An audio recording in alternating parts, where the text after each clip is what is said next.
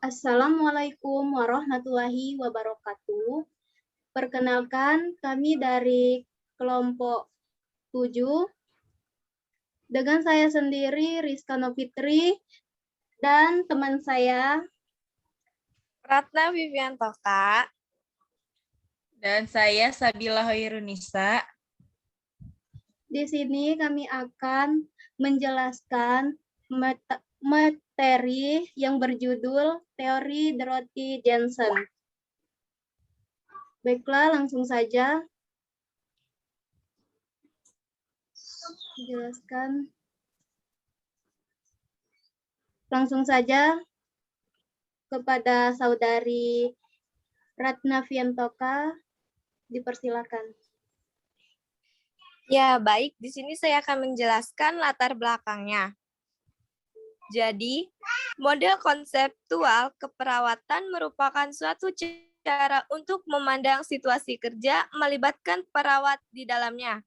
Model konseptual keperawatan memperhatikan petunjuk bagi organisasi di mana perawat mendapatkan informasi untuk menjadikan perawat peka terhadap apa yang terjadi pada suatu saat dengan apa yang harus dikerjakan. Model konseptual keperawatan digunakan dalam praktek, penelitian, dan pengajaran. Teori keperawatan dikembangkan dan diterapkan serta diuji melalui pendidikan dan praktek keperawatan. Semua model menggambarkan 4 konsep yang sama, yaitu manusia, lingkungan, kesehatan, dan keperawatan. Teori-teori keperawatan tersebut menghasilkan suatu model keperawatan.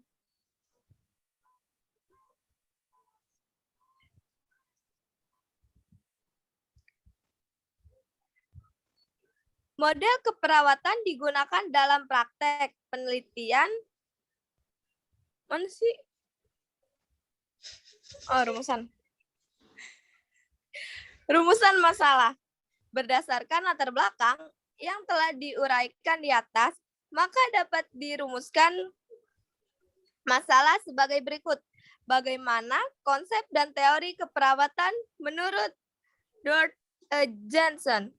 Tujuannya yaitu untuk mengetahui konsep dan teori keperawatan menurut Jensen. Manfaatnya yaitu menambah pengetahuan tentang konsep dan teori keperawatan.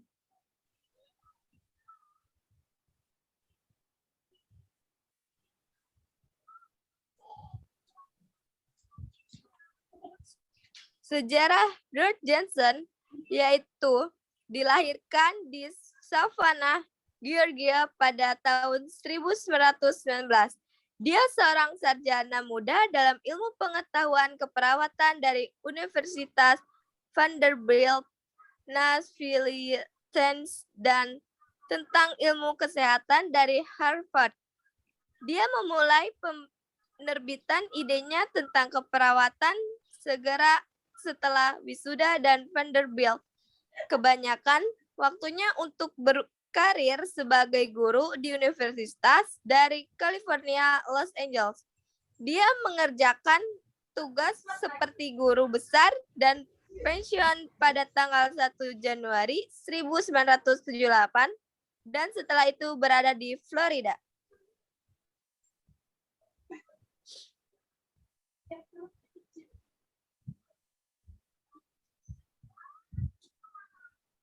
Pada tahun, langsung aja ke konsep teori keperawatan menurut Jensen. Teori keperawatan menurut Jensen yaitu pendekatan sistem perilaku di mana individu dipandang sebagai sistem perilaku yang selalu ingin mencapai keseimbangan dan stabilitas baik di lingkungan internal maupun eksternal.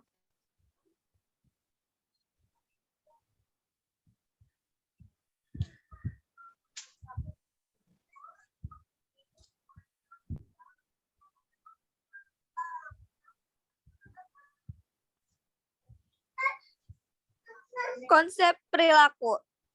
Perilaku manusia, human behavior, merupakan suatu yang penting dan perlu dipahami secara baik.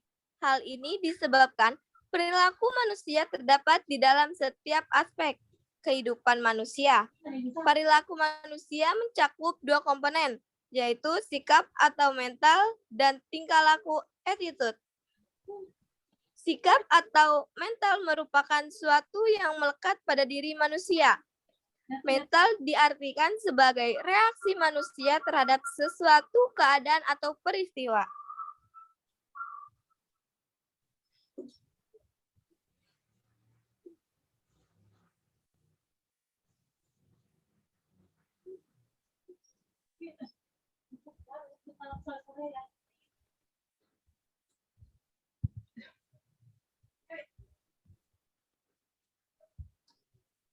Menurut Jones, ada 4 tujuan asuhan keperawatan kepada individu, yaitu agar tingkah lakunya sesuai dengan tuntutan dan harapan masyarakat, mampu mengadaptasi terhadap perubahan fungsi tubuhnya, bermanfaat bagi dirinya dan orang lain atau produktif, serta mampu mengatasi masalah kesehatan yang dialaminya.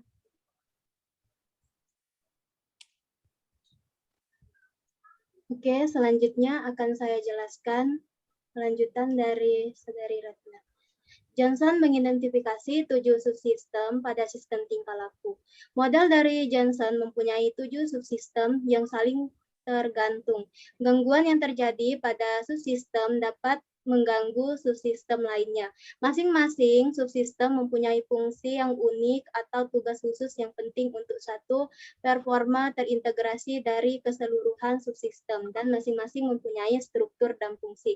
Adapun 7 komponen subsistem menurut Dorothy Johnson yaitu sebagai berikut. 1. Ketergantungan. Ketergantungan merupakan bagian yang membentuk sistem perilaku dalam mendapatkan bantuan. Kedamaian, keamanan, serta kepercayaan. Yang kedua itu ada ingesif. Ingesif itu berhubungan dengan bagaimana, kapan, cara, dan banyaknya makan dan minum sebagai suatu subsistem tingkah laku. Yang ketiga ada eliminasi atau eliminatif, merupakan bentuk pengeluaran segala sesuatu dari sampah atau barang yang tidak berguna secara biologis, atau dapat dikatakan bahwa eliminasi mengeluarkan produk-produk sisa biologis dari sistem. Subsistem eliminasi ini berhubungan ke perilaku mengepung ekskresi dari sisa buangan dari tubuh. Yang keempat, ada seksual. Seksual digunakan dalam pemenuhan kebutuhan mencintai dan dicintai. Yang kelima, ada agresif. Agresif merupakan bentuk mekanisme pertahanan diri atau perlindungan dari berbagai ancaman yang ada di lingkungan sekitar. Agresif melindungi diri dan orang lain dari benda-benda, orang, ide-ide yang memiliki potensi mengancam serta fungsi sebagai mekanisme perlindungan diri. Yang keenam, ada gabungan atau tambahan. Gabungan atau tambahan ini merupakan pemenuhan kebutuhan tambahan dalam mempertahankan lingkungan yang kondusif dengan menyesuaikan dalam kehidupan sosial, keamanan, dan kelangsungan hidup. Tujuannya yaitu mencapai inklusi sosial, keakraban, dan ikatan sosial yang kuat untuk amanah dan akhirnya untuk pertahanan. Dan yang terakhir itu ada pencapaian atau achievement. Achievement merupakan tingkat pencapaian prestasi melalui keterampilan yang kreatif dalam perilaku kehidupan seseorang. Pencapaian menguasai atau mengendalikan diri atau lingkungan melalui pencarian beberapa standar kesempurnaan, seperti keterampilan fisik, sosial, atau kreatif. itu ada asumsi-asumsi dalam teori tingkah laku, ada perawatan atau nursing. Seperti yang dipandang Johnson adalah tindakan eksternal untuk memberikan organisasi perilaku pasien ketika pasien dalam kondisi stres dengan memakai mekanisme pengaturan yang berkesan atau dengan menyediakan sumber daya. Yang kedua ada orang atau person. Johnson memandang manusia sebagai sistem perilaku dengan pola pergaulan dan cara bersikap dengan maksud tertentu yang menghubungkan dirinya dengan lingkungannya. Yang ketiga, kesehatan, health. Johnson memandang kesehatan sebagai suatu kondisi yang sulit dipahami dan dinamis yang dipengaruhi oleh faktor-faktor biologis, psikologis, dan sosial. Kesehatan menjadi suatu nilai yang diinginkan oleh para pekerja kesehatan dan memfokuskan pada manusia bukan pada penyakit. Yang keempat, itu ada lingkungan. Dalam teori Johnson, lingkungan terdiri dari seluruh faktor yang bukan bagian sistem perilaku individu, tetapi hal itu mempengaruhi sistem dan dapat dimanipulasi oleh perawat untuk mencapai kesehatan yang menjadi tujuan pasien. Individu menghubungkan dirinya untuk berinteraksi dengan lingkungan. Sistem perilaku berusaha menjaga equilibrium dalam respon terhadap faktor lingkungan. Baiknya, selanjutnya langsung dijelaskan oleh teman saya, Sabila Khairunisa. Kepada saudari Sabila Khairunisa, dipersilakan. Proses keperawatan menurut Johnson. Groves mengembangkan satu alat penilaian berlandaskan 7 subsistem Johnson. 1 subsistem dia ditambahkan penyembuhan yang difokuskan pada aktivitas sehari-hari. Aktivitas sehari-hari meliputi area seperti pola dari sisa, kebersihan, dan rekreasi. 1 diagnosa dapat dibuat berhubungan dengan ketidakcukupan atau pertentangan pada 1 subsistem atau di antara subsistem. Perencanaan atau implementasi dari kekhawatiran keperawatan harus mulai pada taraf subsistem dengan hasil terakhir dari fungsi secara cenderung tingkah laku dari keseluruhan sistem. Hubungan antara model konseptual keperawatan dan proses keperawatan. 1. Penilaian. Pada tahap penilaian dari proses keperawatan terkait ke area subsistem spesifik yang dikembangkan, Holliday, Little, dan Damus mengajukan bahwa fokus penilaian pada subsistem berhubungan dengan penulisan masalah kesehatan. 1. Penilaian berlandaskan subsistem tingkah laku tidak mudah bagi perawat untuk mengumpulkan keterangan terperinci tentang sistem biologi. Penilaian terkait ke subsistem afiliatif yang difokuskan pada satu perbuatan nyata yang berpengaruh pada sistem sosial lain di mana perorangan merupakan satu anggota.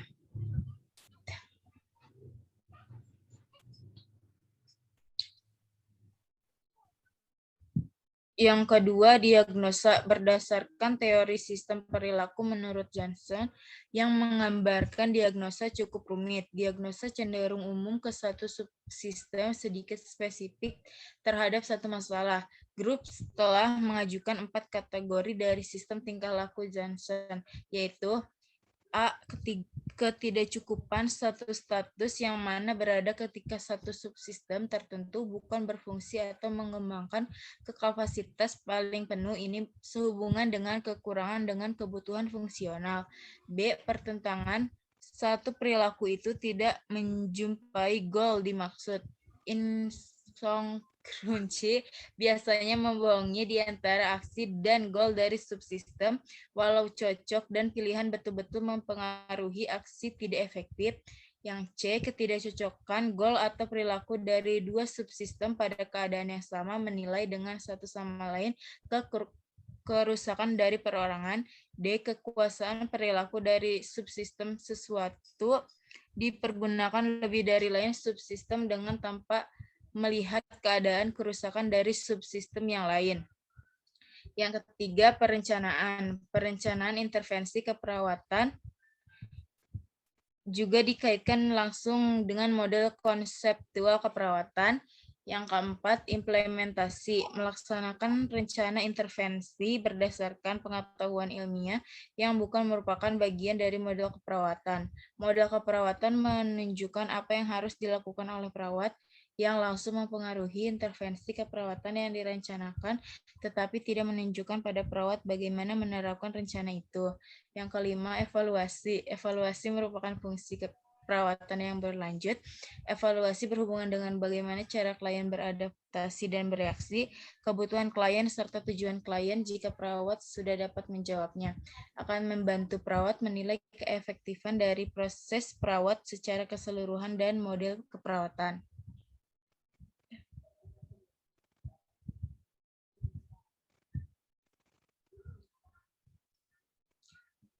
Kesimpulannya, Dorothy Johnson meyakini bahwa asuhan keperawatan dilakukan untuk membantu individu memfasilitasi tingkah laku yang efektif dan efisien untuk mencegah timbulnya penyakit. Manusia adalah makhluk yang utuh dan terdiri dari dua sistem, yaitu sistem biologi dan tingkah laku tertentu. Lingkungan termasuk masyarakat adalah sistem eksternal yang berpengaruh terhadap perilaku seseorang.